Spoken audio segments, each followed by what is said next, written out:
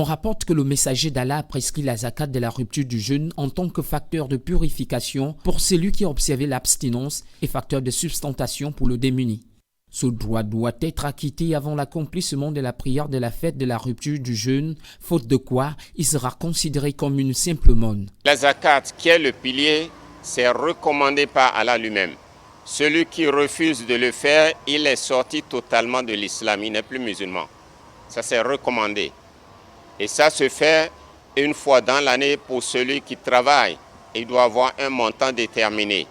Donc ça, c'est pour lutter contre le chômage dans la communauté musulmane. Mais la zakat de rupture du jeûne, il faut d'abord que vous soyez dans le ramadan d'abord. Et quand vous êtes déjà dans le ramadan, vous formulez l'intention que vous voulez donner à manger aux nécessiteux. Et le coût de zakat de l'aumône de rupture est très très mince par rapport au coût de zakat qui est pilier. Parce que tous les savants, ils ont dit qu'on doit donner ça en nature, c'est-à-dire en manger le riz, le céréal, ainsi de suite, ou bien en date, 2,5 kg. C'est seulement Imam Abu Hanifa qui a amené et qui a recommandé qu'on le donne en argent. Pourquoi? Il a donné ses raisons.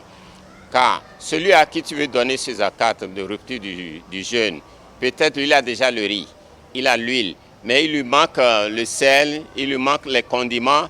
Et quand tu lui donnes encore le riz, c'est encore un problème que tu le causes. Mais quand tu lui donnes ça en argent, il va acheter ce qui lui manque et lui aussi il va fêter, il sera en joie comme les autres. C'est Imam Abu Hanifa qui a recommandé cela.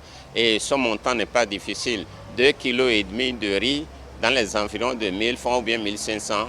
Et la nourriture qu'on doit donner aussi, ça doit être la nourriture que vous aimez vous aussi.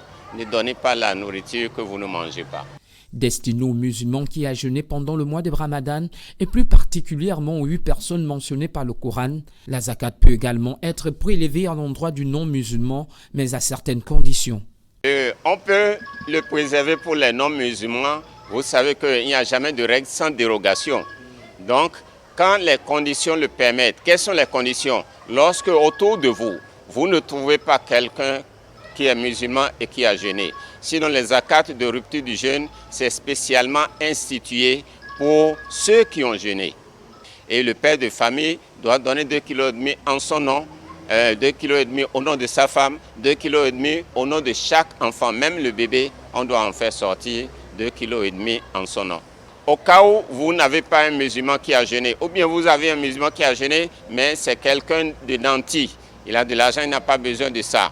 Donc vous pouvez donner ça à un non-musulman et vous savez bien que c'est les bons gestes qui font de bons amis. Peut-être ce geste-là peut l'attirer et vous allez encore consolider votre amitié. Sinon, il peut même rentrer dans ta religion grâce à ce petit geste. Le mobile de ce droit est, comme on peut le constater, humanitaire et purificateur à la fois. Il évite aux pauvres de tendre la main le jour de la fête de la rupture du jeûne et leur donne la possibilité de participer aux réjouissances des plus nantis, leur faisant ainsi oublier pour un moment leur situation pénible.